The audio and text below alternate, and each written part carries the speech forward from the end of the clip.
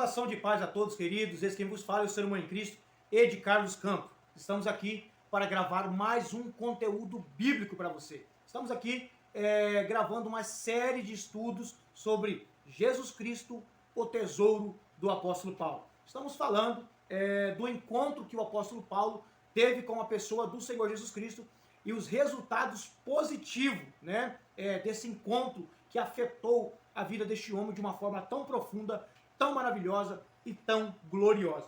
Hoje nós vamos estudar sobre os dois nomes deste personagem. Atos 7, 50, e 8 vai nos apresentar, Atos capítulo 7 e versículo 58, vai nos apresentar ele como Saulo. Atos 8, 1 também vai nos apresentar ele como Saulo. Atos 9, 1 também vai apresentar ele como Saulo. Mas Atos 13, Atos capítulo de número 13 e versículo de número 9, vai nos apresentar um segundo nome. Paulo diz assim, Atos 13, versículo 9. Saulo, todavia, Saulo, também chamado Paulo, vírgula. Todavia, Saulo, também chamado Paulo. Então hoje nós vamos falar sobre esses dois nomes que esse personagem tinha. Alguns estudiosos dizem que era normal um homem possuir dois nomes. Por exemplo, Marcos, que escreve o evangelho que leva o seu nome, Evangelho de Marcos, se chamava João Marcos. Silas, Silvano, Pedro, Simão, Pedro. Então, era normal, era comum um homem possuir dois nomes naquela época. E nós vamos estudar sobre esses dois nomes um pouco da pessoa, desse personagem, apóstolo Paulo, A Bíblia vai narrar para nós que quando Jesus, Atos 9, quando Jesus tem um encontro com Saulo de Tarso, Jesus cerca ele com um resplendor de luz, glorioso, poderoso, e o próprio Jesus vai chamar ele, Saulo, Saulo, está lá em Atos capítulo de número 9, Saulo, Saulo.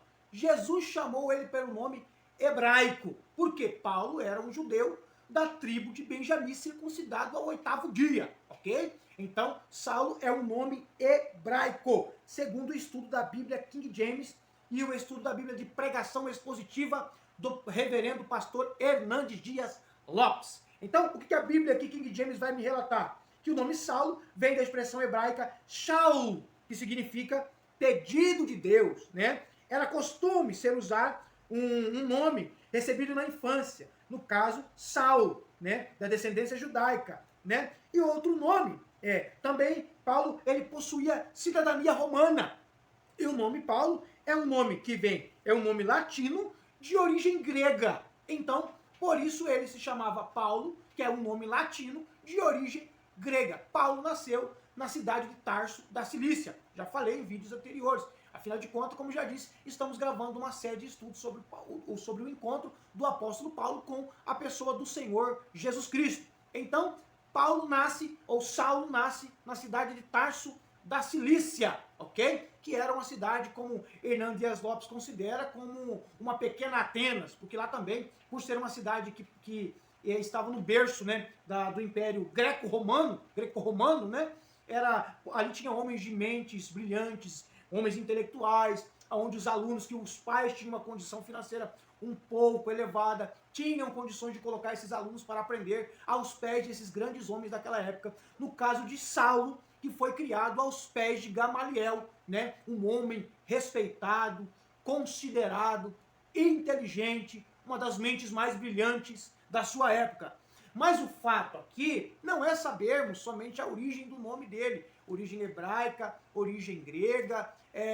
Saulo, ele possuía cidadania romana também, porque foi criado ali também aos redores do Império Romano. Então, a ênfase do estudo aqui é Jesus Cristo, o tesouro do apóstolo Paulo. Se nós observarmos de forma minuciosa as Escrituras, nós vamos ver que Saulo, ele só aparece na Bíblia porque Jesus se encontrou com ele. Senão, Lucas jamais narraria o nome dele aqui, se Jesus não tivesse passado por ele. Por exemplo, a mulher do fluxo de sangue, você jamais conheceria ela se Jesus não passasse na vida dela. Zaqueu, você jamais ouviria falar da história de Zaqueu se Jesus não passasse na vida de Zaqueu.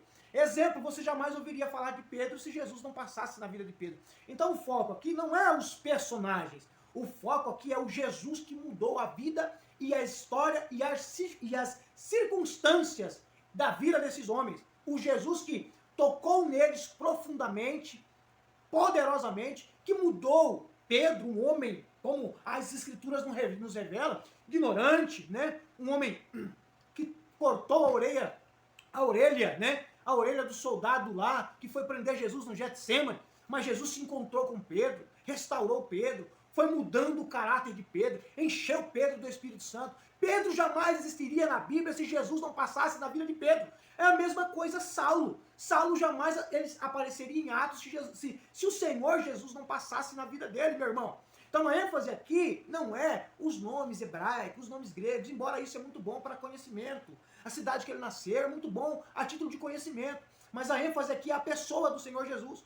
O encontro que o Senhor Jesus teve com este homem, que mudou este homem, que afetou áreas internas da sua vida e áreas externas da sua vida. Jesus afetou este homem de uma forma tão poderosa que nós vamos tratar em vídeos posteriores. Assuntos, coisas que foram coisas gloriosas. Então, Jesus ele é o centro da vida de Paulo. Paulo ficou enamorado pelo Senhor Jesus. Paulo ficou apaixonado pelo Senhor Jesus. Paulo ficou impactado pela presença do Senhor Jesus a ponto de ele considerar todas as coisas como perca para que ele pudesse ganhar a Cristo. Então, o que nós temos que dar ênfase é na pessoa do Senhor Jesus Cristo, porque é uma mensagem cristocêntrica. O meu intuito aqui é revelar Cristo a você e mostrar a você o que é que Cristo fez na vida desses personagens e poderoso para fazer na sua vida também. E tem muitos que dizem, né, que Jesus trocou o nome de Paulo, Jesus mudou o nome de Paulo. Não. Paulo já tinha os dois nomes, ele já tinha esses dois nomes. Jesus não trocou o nome dele, Jesus não mudou o nome, ele já possuía estes nomes, segundo os eruditos, os estudiosos da Bíblia Sagrada. E eu quero deixar aqui um gancho para você, pregador, pastor, ministro do Evangelho, né, que vão pregar nas igrejas, né, que vão dirigir culto, pregam tantos sermões aí, mas não pregam sobre Jesus. Falam o nome Jesus assim aleatoriamente, né? Jesus lá, né? Por quê? Porque Jesus não tem sido mais a atração principal da igreja atual, o atrativo principal da igreja atual. O assunto, parece que o assunto pertinente à pessoa do Senhor Jesus tem sido cansativa para algumas pessoas. Jesus não tem sido suficiente para as pessoas. Então os pregadores, eles querem escabelar, inventar mensagens, né, que vão despertar a curiosidade. Não! O que o pecador precisa é da pessoa, da presença do Senhor Jesus Cristo. O que a igreja precisa é do Senhor Jesus Cristo. Enquanto eu viver, vou pregar a mensagem cristocêntrica. Vou propagar Cristo para a igreja, para o homem. Por quê? O pecador, quando vai na igreja, ele não quer saber de carro, de casa, de nada. A alma dele está sedenta pelo amado da alma. A alma dele está sedenta por Cristo. O Espírito Santo levou o pecador no seu culto, pastor.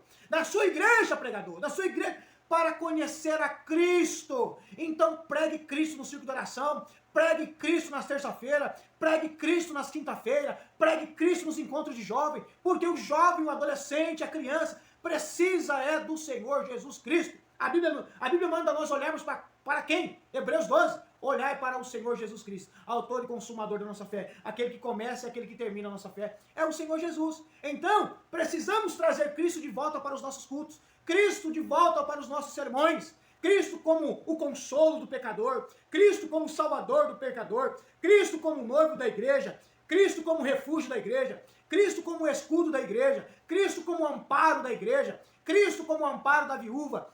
Cristo a fortaleza na fraqueza dos jovens. Cristo a sabedoria de Deus. Cristo a cabeça da igreja. É isso que nós precisamos. É isso que o homem quer. É isso que o homem precisa. Saulo só foi conhecido porque ele se encontrou com o Senhor Jesus. E o engraçado é que Jesus chama ele pelo nome.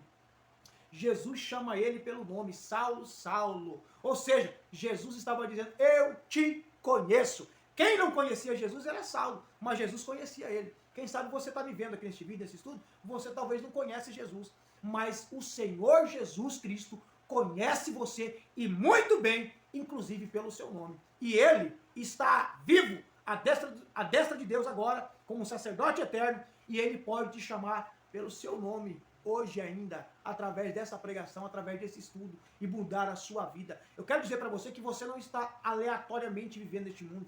Existe um Deus que te conhece pelo nome, e ele vai te chamar pelo nome. E engraçado que muitos de nós chamamos o povo para aceitar Jesus depois que pregamos o sermão, né? Aceite, venha aceitar Jesus. Nós pregamos sobre tudo, mas não falamos de Jesus na mensagem. Ou seja, falamos às vezes aleatoriamente, usamos o nome de Jesus como uma bengala, como um apoio, aleatoriamente, para embasar o nosso sermão, mas não esclarecemos Cristo. Aí nós chamamos as pessoas para aceitar Jesus. Que Jesus que ele vai aceitar se você não falou de Jesus para ele, meu amigo? Você falou da Arca da Aliança, da Arca de Noé, não sei do que mais, mas Jesus mesmo você não apresentou. Que Jesus que você quer que ele aceite? Se você não falou de Jesus no culto, meu amigo, fale de Jesus para ele e ele virá à frente aceitando Jesus. Ou seja, Paulo só se entregou ao Senhor Jesus quando o Senhor Jesus chamou ele pelo nome e se revelou a ele. O que o homem quer? O que a alma do pecador precisa? Uma revelação de Jesus para ele. Enquanto você ficar com essas mensagens meia boca nos seus sermões e nos seus cultos e na sua igreja e chamar o povo para aceitar a Jesus, pode ocorrer duas coisas. Eles aceitar um Jesus que nunca existiu, porque o Jesus que você vai apresentar muitas das vezes não é o Jesus da Bíblia, é um Jesus que você criou na sua cabeça. Ou outra, ele nunca vai vir à frente, porque você nunca revelou o Jesus verdadeiro para ele. Então, precisamos voltar à mensagem cristocêntrica. O que vale aqui na Bíblia não é a vida dos apóstolos, não é somente a vida dos personagens, é o maior personagem da Bíblia, o Senhor Jesus Cristo, o homem da quarta fornalha que esteve com Daniel, que Nabucodonosor viu ele, a semelhança dos filhos dos deuses. Esse Jesus tem que ser cultuado, adorado, reverenciado, exaltado, cultuado na nossa época. Se queremos ser igreja do Senhor Jesus, precisamos trazer o Senhor Jesus para os nossos cultos atuais. Deus abençoe você, espero que você foi edificado com esse sermão, que esse sermão possa mudar a sua vida, mudar o seu coração, mudar o seu temperamento, mudar todos os fatores que compõem a sua estrutura emocional, espiritual, que esse estudo possa impactar a sua vida, que você seja impactado pela pessoa do Senhor Jesus, assim como o apóstolo Paulo foi. Vamos continuar a série de estudos, acompanhe, se inscreva no nosso canal, deixe seu like e vamos crescer junto no conhecimento e na graça do nosso Senhor e Salvador Jesus Cristo. Um abraço a todos, fiquem com Deus.